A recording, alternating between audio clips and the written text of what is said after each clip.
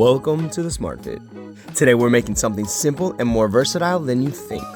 From breakfast to dinner, sweet snacks to savory dips, meal prep and marinade, homemade Greek yogurt does it all. We're going to show you how to make homemade Greek yogurt easily using the Instant Pot. Store-bought is great, but too sour for our liking, making it difficult to pair with all foods. Our recipe is more neutral in flavor, allowing you to use it in so many ways, you'll wonder how you got by without it. Also, it's super high in protein, low in fat, low in calories, making it the best combination of macros in our opinion. This is how you make healthy taste good. Let's do this. For this recipe and most of our groceries, we go to Aldi. Yeah, Aldi. To keep the calories low, you need 2 liters or half a gallon of low-fat or skim milk. More important than the fat percentage is that the milk be pasteurized. The process of pasteurization plays a significant role in ensuring safety and optimizing the fermentation environment. We have a dedicated ring for making yogurt to keep the flavor consistent. Fish-flavored yogurt wouldn't pair well with a berry parfait. Pour in your low-fat, pasteurized milk into the Instant Pot. I'm telling you, this is really easy and pretty hands-off, making it great for batch cooking. 2 liters or half a gallon in the tank, top it, of course plugging it in would be a crucial step. And now let me explain the yogurt button. When you press it, it has 3 settings. Boil, a timer for making the yogurt, and another timer for 24 hours, which I have no idea what it is for. If you know what that 24-hour timer is, can you share that in the comments, please? Thank you. So set it to boil and walk away. In this case, the position of the valve doesn't really matter. So leave it open or closed, whatever you want. Once the Instant Pot beeps and the screen says yogurt, you can remove the lid.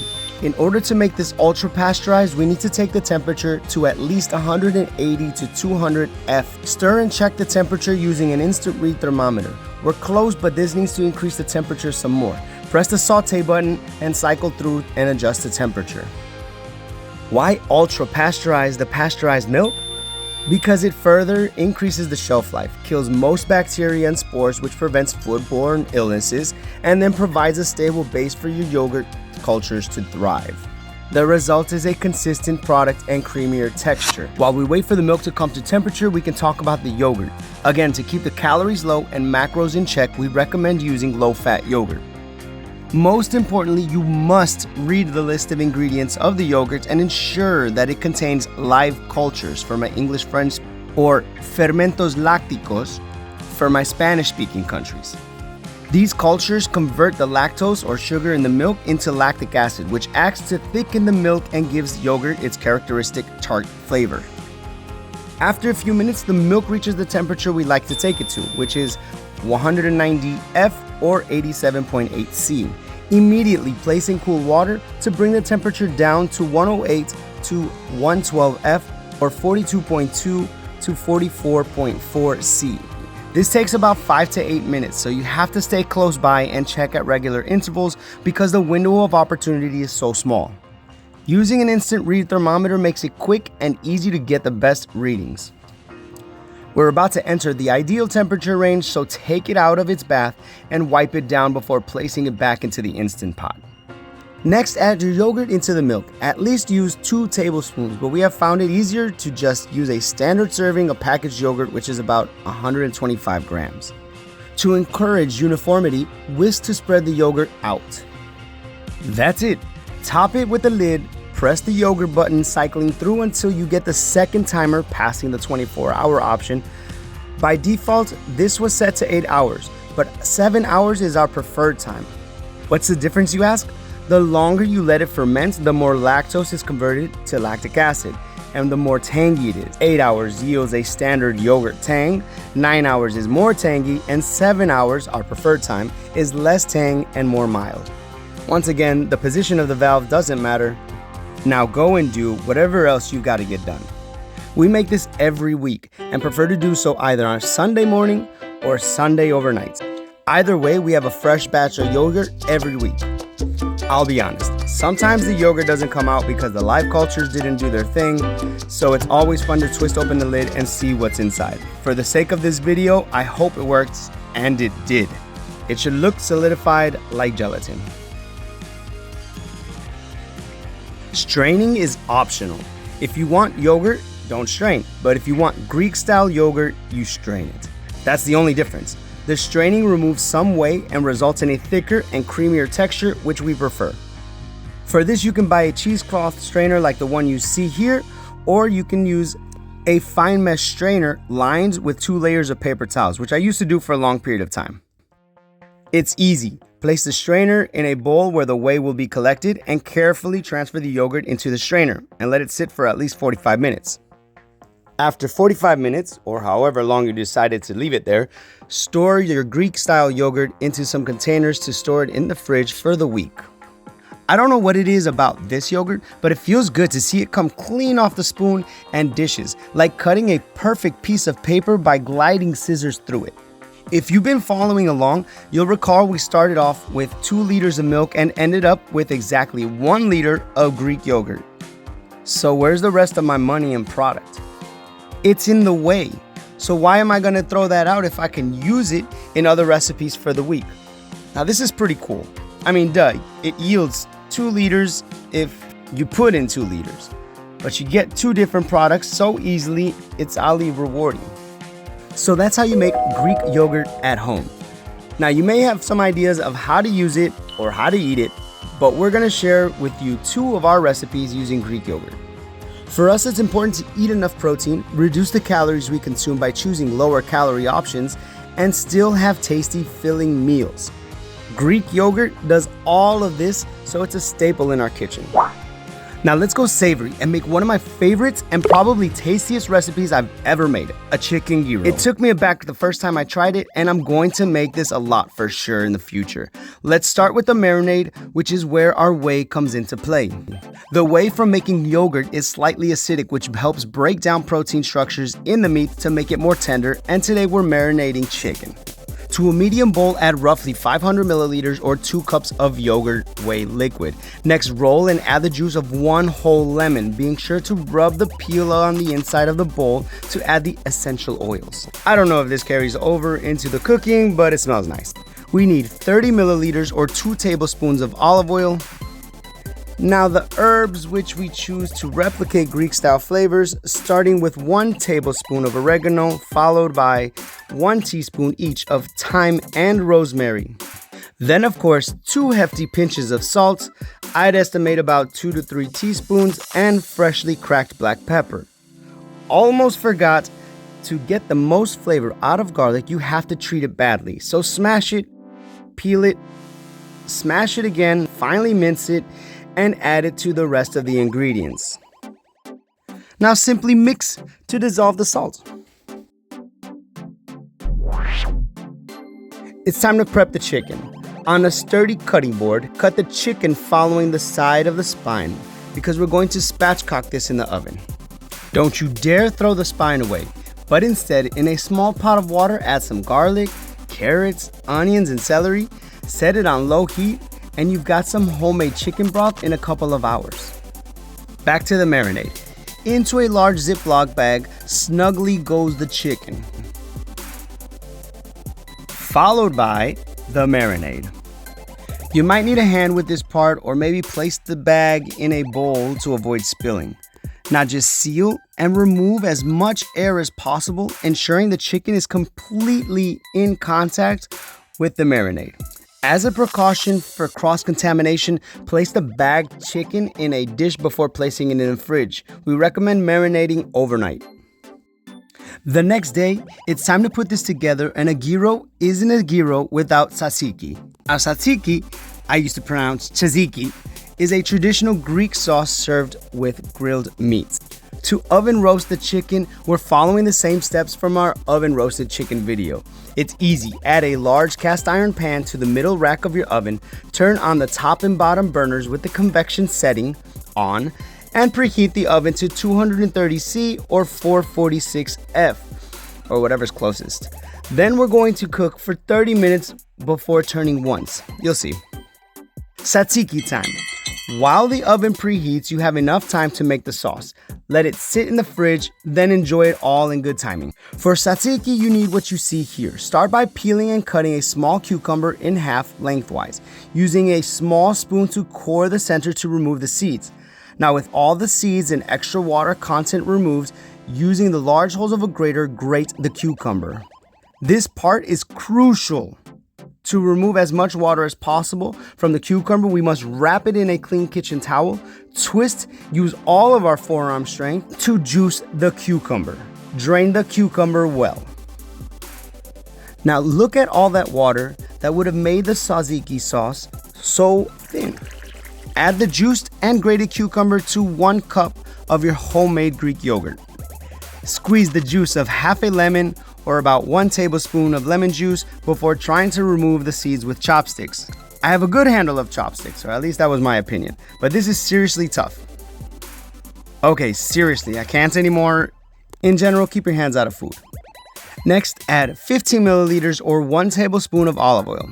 Here come the herbs, specifically 1 tablespoon of fresh dill. Finally, chop the dill and add to the bowl with the rest of the ingredients. Almost done. 2 cloves of fresh garlic, which you remember we're going to rough up a bit to get the most out of it. And this is pretty much about it, except of course salt and pepper to taste, mix to incorporate everything. Maybe a bigger bowl would have been a little better. But all in all, this is the consistency you're looking for. More viscous than not. Cover and let it chill out in the fridge. Just in time, the oven beeps and it's hot enough to cook now. Carefully, take the cast iron pan out. Carefully again, because remember it's ripping hot. Directly from the bag to the pan goes the chicken. Noticeably, breast side down. Press down to ensure full contact, being careful not to burn yourself. Put the chicken in the oven to roast for 30 minutes. A final touch, while the chicken roasts, we have time to mix about 30 milliliters or 2 tablespoons of olive oil, a half a teaspoon of thyme, rosemary, and granulated garlic, heck, maybe some fresh dill. Mix and set aside. When the 30 minutes are up, take the chicken out and be mesmerized by the skin on this chicken. That is sexy. The sounds and smells are amazing. Carefully wedge, separate, and maneuver the chicken over from face down to on its back. It looks easier than it is because it's fall off the bone tender.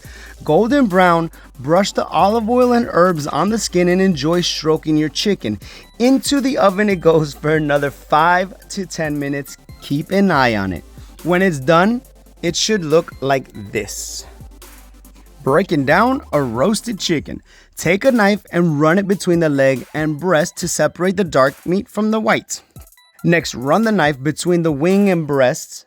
Then carefully apply pressure with the knife along the breastbone. Finally, make a diagonal cut across each breast to create equally weighted pieces. As you can see, this bird is juicy, and perhaps I should have resisted a little longer, waiting for it to reabsorb all of its moisture. But nonetheless, it retained enough and it tastes great. Taste test the chicken. I'm grabbing a wing because no one will miss it, and it's a great piece. You see how fast that flavor released dopamine from my ventral tegmental area to trigger the prefrontal cortex to signal the motor cortex to make the muscles in my face express joy? Those are some high-speed neural connections. That's a 10, or an 8, or an 11 if you count the chicken drumette. Now here's a neat tip for eating the flap of the chicken wing. Grab the flap as shown here.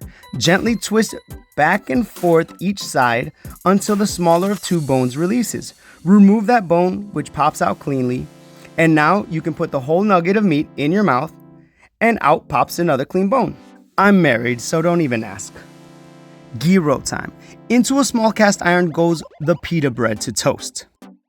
Yes, we could have made this from scratch, but this video is about the yogurt, not the pita.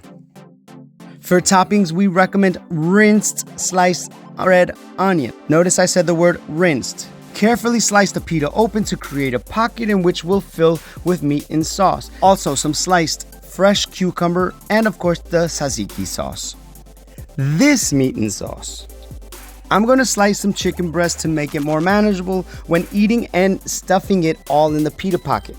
Follow that up with a few cucumber coins, which surprisingly slide in smoothly.